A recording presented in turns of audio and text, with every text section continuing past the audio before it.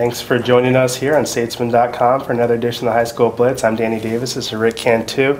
Rick, it's time for our Week 8 preview, and let's head over to the Palace on Parma. We got 5-1 Round Rock, undefeated Cedar Ridge, a huge 13-6A matchup, 7 o'clock on Friday. Who wins this one?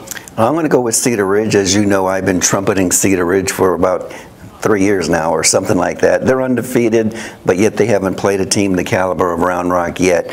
I like Garrett Sharp, their quarterback. I like Liam Beard, the Round Rock quarterback. Both are dual threats.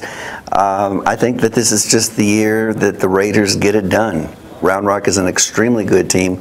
Haven't lost since the first week, but I think Cedar Ridge gets it done.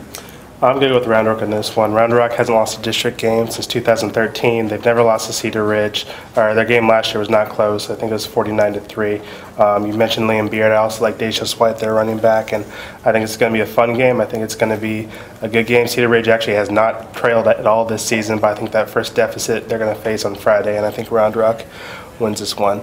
So you're actually going to be covering that game, the Round Rock Cedar Ridge game, and if you get done in time, since it's a 7 o'clock start, you should just get on Palmer Lane. Come join me up at Gupton for Vandergrift Cedar Park, a matchup between Class 5A's number 1 Cedar Park and number 4 ranked team. Who wins this one? First of all, your game might be at halftime by the time my game is over.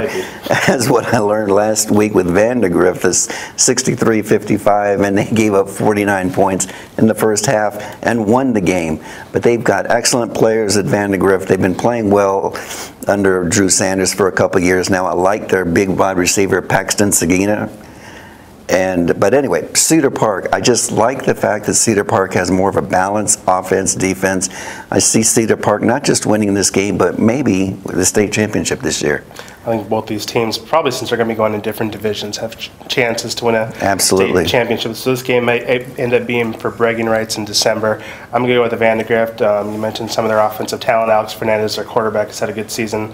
So Travis Brandon, we've talked about him enough. But Vandergrift has played one terrible half of defense over the last couple weeks, but their other halves against Leander, against Eastview, the second half against Vista Ridge, they've played pretty well. So let's see if that second half versus Vista Ridge carries over against a very good Cedar Park team. I'm just going to pick the Vipers. Okay, so we've talked about Cedar Ridge. We've talked about Cedar Park. Let's just go 3 for 3 and talk about Cedar Creek right now. Cedar Creek and LBJ, they're going to be meeting at Nelson Field, 7:30. Cedar Creek is 3-0 in district play. I don't think a lot of people were expecting that. You wrote about them in Tuesday's newspaper. LBJ, on the other hand, I don't think it's a surprise that they're 3-0 in district play. Who takes control of 26-5A? I like LBJ to win the game. I think they've been the class of that district for a while now, especially during that playoff run last year. Very impressed with what Andrew Jackson's been able to accomplish there with the Jaguars. Cedar Creek win 3 games. First time in school history. They were one of the feel-good stories of the year. But I think with DeAndre Wataski at quarterback, LBJ's got too much firepower, too much weapons on the offensive end to lose. I'm taking the Jaguars. You know, LBJ's 3 district wins have been against the 3 teams that joined them in the playoffs last year. They played well defensively in each of those games, held McAllen to 6 points last week, and I think they're going to be too much for a good Cedar Creek team. Tristan Hendricks has done a lot of good things for their offense, but I think LBJ wins this one, and I think they'll be in first place once we come back next week for our game ball video. Final game, Taylor and Liberty Hill, a fun game last year. Liberty Hill actually had to stop Taylor on a 4th and goal in the last minute to win that one. Who wins this one? I'm going to go with Liberty Hill. I like Coach Jerry Vance. He's just a legend out there. He's a legend everywhere, I guess. Everyone knows him. Everybody knows him. But more importantly, on the field, John Shannon.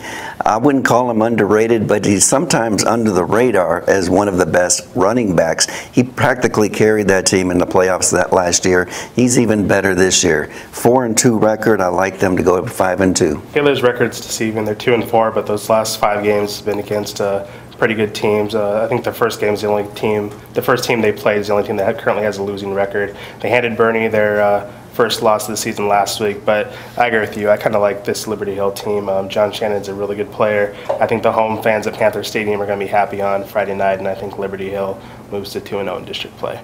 But those are our predictions for the week. As always, be sure to check us out on Statesman.com to see how we did, and we'll see you next week.